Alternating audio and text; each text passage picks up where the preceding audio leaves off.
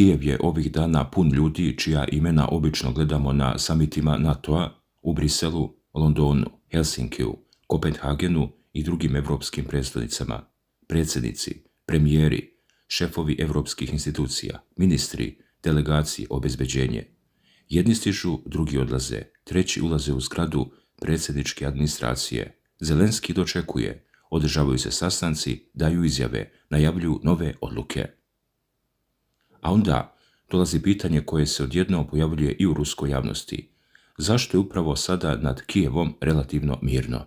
Zašto Rusija, koja je samo nekoliko dana ranije izvodila jedan od najozbiljnijih talasa udara na Kijev, sada ne pokušava da napravi isti pritisak? Zašto nema upravo onoga što bi mnogi očekivali u trenutku kada je ukrajinska prestolnica praktično postala politički centar evropskih saveznika Ukrajine? I možda još zanimljivije pitanje, da li je ta tišina slučajna ili je samo tišina poruka?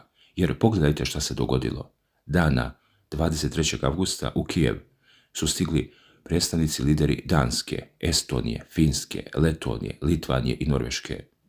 Ukrajinski ministar spoljnih poslova Andrij Sibiha objavio je da ih je dočekao na železničkoj stanici i najavio bilateralne i multilateralne razgovore sa Volodimirom Zelenskim. Rekao je i da će uslijediti važne odluke i saopštenja. Već sljedećeg jutra, to jest 24. avgusta, danas, slika je postala još zanimljivija. U Kijev stižu britanski premijer, predsjednica Moldavije, premijer Luksemburga, estonski predsjednik i predsjednik Evropskog savjeta Antonio Costa. Drugim rečima, nije reč o jednoj kratkoj posjeti jednog političara. Kijev je puna 2 dana pretvoren u mjesto na kome se okuplja veliki broj zapadnih i evropskih zvaničnika. I upravo zato ruski politikolog Vladimir Bruter, koji citira portal Carigrad, pokušava da objasni ono što je mnogima privuklo pažnju. Prema Bruterovom tumačenju, odgovor nije u tome da Moskva čeka pogodan trenutak kako bi napala raketama tokom sastanka, niti u tome da joj je neophodno da posjeta evropskih lidera prođe uspješno. On tvrdi nešto drugo. Prema njegovim rečima, intenziviranje udara baš tog dana samo po sebi Rusiji ne bi donijelo ono što želi, dok strani državnici, kako naglašava, nisu meta ruske vojske. I upravo tu počinje mnogo ozbiljnija priča, jer kada se sklone naslovi, propaganda sa obe strane i dnevne političke poruke, pred nama ostaje hladna vojna računica. Šta bi Rusija zapravo dobila kada bi u trenutku dok se 10-ak evropskih delegacija nalazi u Kijevu pokrenula masovni raketni napad na grad? Na prvi pogled neko bi mogao reći pokazala bi da kontroliše eskalaciju, da može da udari gde želi i da prisustvo stranih lidera u Ukrajini ne garantuje nikakvu sigurnost, ali postoji i druga strana. Jedna raketa koja bi završila nekoliko stotina metara od delegacije neke članice NATO-a mogla bi potpuno da promijeni politički smisao događaja.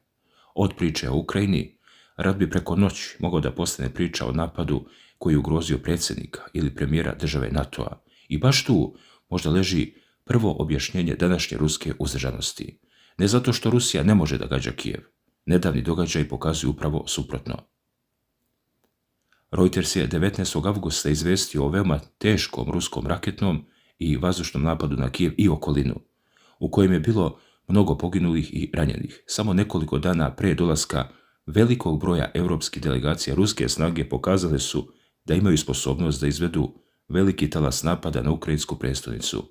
Zato pitanje nije da li mogu. Mogu. Pravo pitanje glasi, zašto bi baš danas želeli da to urade? I tu se vojna logika dramatično menja, jer rat nije samo pitanje toga šta možete da pogodite. Rat je pitanje toga šta dobijate posle udara. Ako napad uništi objekat koji ruska komanda smatra delom ukrajinske vojne infrastrukture, Moskva može da kaže da je ostvarila određeni vojni cilj. Ali, ako ista operacija slučajno ugrozi britanskog premijera, predsjednika Finske ili šefa Evropskog savjeta, vojni rezultat odjednom postaje potpuno sporedan. Političke posljedice mogli bi da budu mnogo veće od vojne koristi. I zato ova tišina, dragi gledalci, možda nije znak slabosti, možda i upravo suprotno, možda, opet kažem, je to kalkulisana odluka da se u određenom trenutku ne uradi ono što protivnik očekuje. Bruter upravo u tom smjeru vodi svoje objašnjenje. Prema njegovoj procjeni koju prenosi Carigrad, ruska strana ne smatra mesta takvih sastanaka svojim ciljevima i ne vidi vojni smisao u tome da intenzivira napade samo zato što se u ukrajinskoj prestonici nalazi veliki broj stranih gostiju. Ali, postoji još jedan detalj. Ovo nije prvi put da strani lideri dolaze u Kijev tokom rata. I Rusija nije uvijek reagovala isto. Sjetimo se aprila 2022. godine. Generalni sekretar Ujedinjenih nacija Antonio Guterres nalazio se u Kijevu kada su ruske rakete pogodile grad. Moskva je tada potvrdila udar i saopštila da je meta bilo postrojenje povezano sa raketnom i svemirskom industrijom. Guterres je kasnije rekao da je bio šokiran činjenicom da su projektili pogodili grad dok se on nalazio tamo. Dakle, ne postoji neko apsolutno pravilo po kome se Kijev automatski ne napada kada se u njemu nalazi strani zvaničnik. I upravo zato sadašnja situacija postaje još zanimljivija, jer ako takvog pravila nema, onda odluka očigledno zavisi od trenutka, mete, političke situacije i procjene posljedica. A avgust 2026. nije april 2022. godine.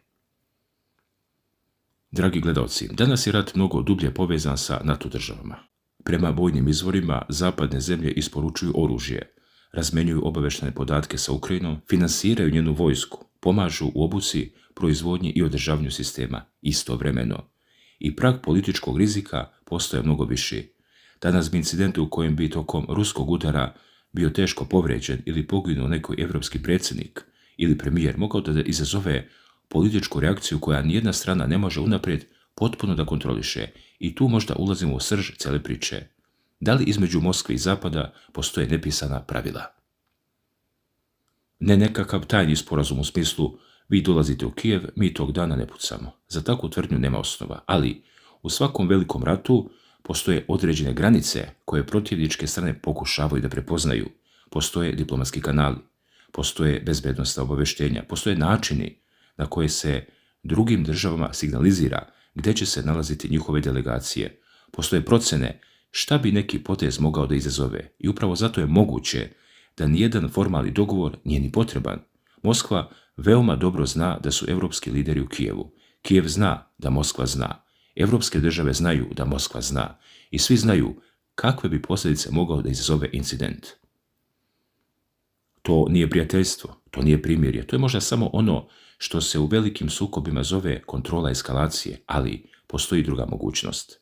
Rusiji možda u ovom trenutku politički više odgovara da zapadni lideri nesmetano dođu u Kijev. Zvuči paradoksalno. Na prvi pogled jeste, ali pogledajte rezultat tih posjeta. Ukrajina pred kamerama pokazuje da nije izolovana. Sibiga govori da Ukrajina nije sama. Nordijske i baltičke zemlje u zajedničkoj deklaraciji potvrđuju nastavak političke i druge podrške Kijevu. Zelenski stoji pred kamerama sa evropskim liderima. Zapadne delegacije daju obećanja. Britanski premijer govori o nastavku podrške. Evropski zvaničnici govore o pomoći Ukrajini. Sa ukrajinske tačke gledišta slika je jasna. Evropa je dalje uz Kijev. Ali Moskva tu istu sliku može da koristi na potpuno drugačiji način. Ruska politička poruka može biti: pogledajte ko stoji iza Ukrajine. Ovo više nije samo rusko-ukrajinski sukob, ovo je dugoročno suočavanje Rusije sa čitavim zapadnim blokom, drugim rečima. Isti snimak iz Kijeva može da služi dvema potpuno različitim propagandnim pričama. Za Zelenskog to je dokaz međunarodne podrške, za Moskvu je to dokaz da se Rusija ne sukobljava samo sa ukrajinskom vojskom, već i sa mnogo širim sistemom zapadne podrške. Zato čak nije sigurno ni da Rusiji politički smeta kada 10 evropskih lidera stane pored Zelenskog.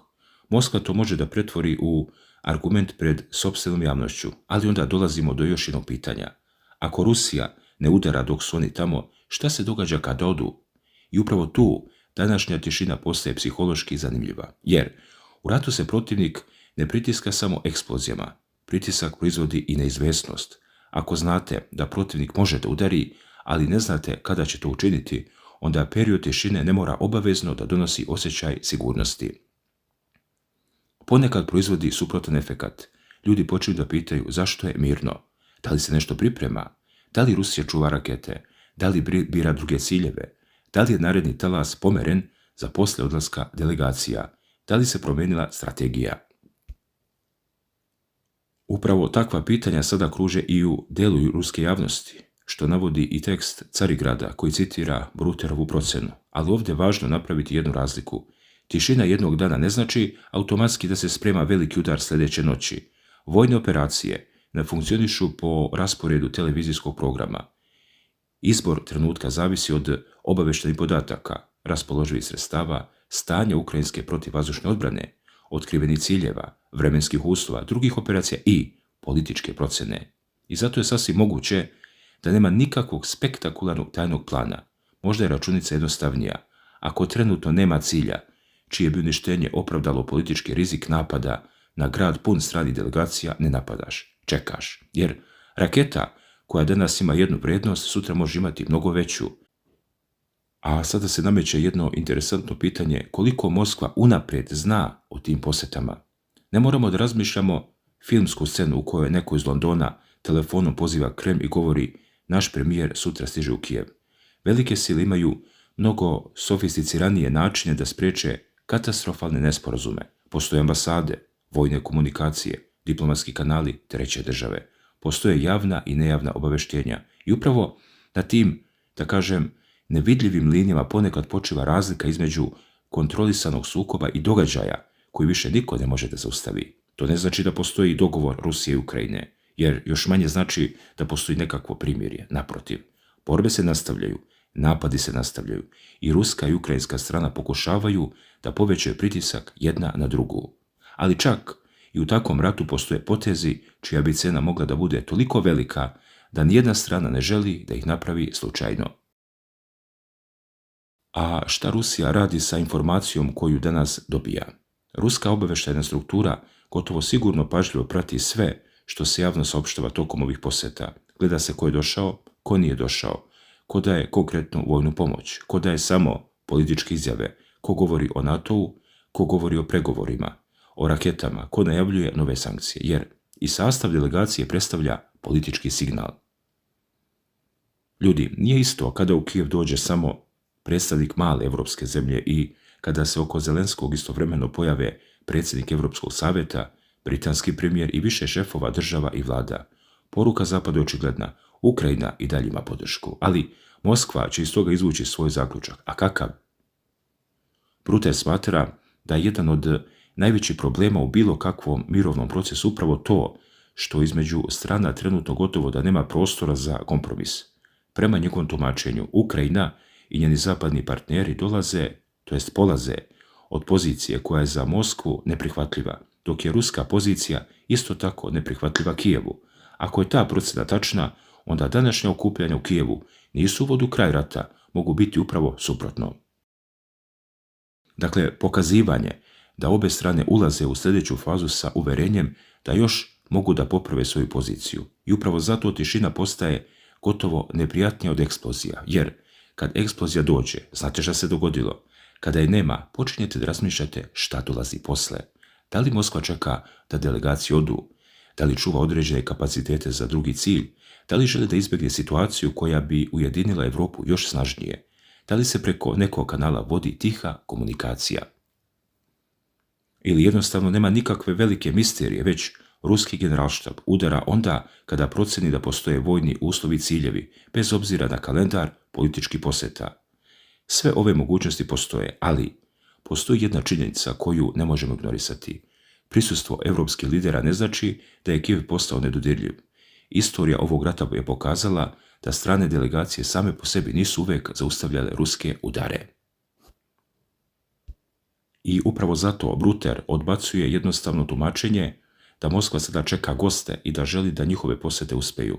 Prema njegovoj proceni, strani zvaničnici jednostavno nisu cilj. Ali dok evropski lideri sede sa Zelenskim, jedna druga borba već traje. Borba oko toga šta će se desiti kada se svetla kamera ugase.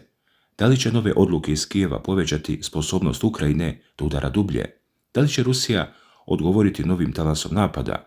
Da li će naredni dani donijeti nastavak sadašnje relativne uzdržanosti ili će se pokazati da je mir bio samo kratka pauza između dve faze? I možda baš zato danas ne treba pitati samo zašto Rusi ne napadaju.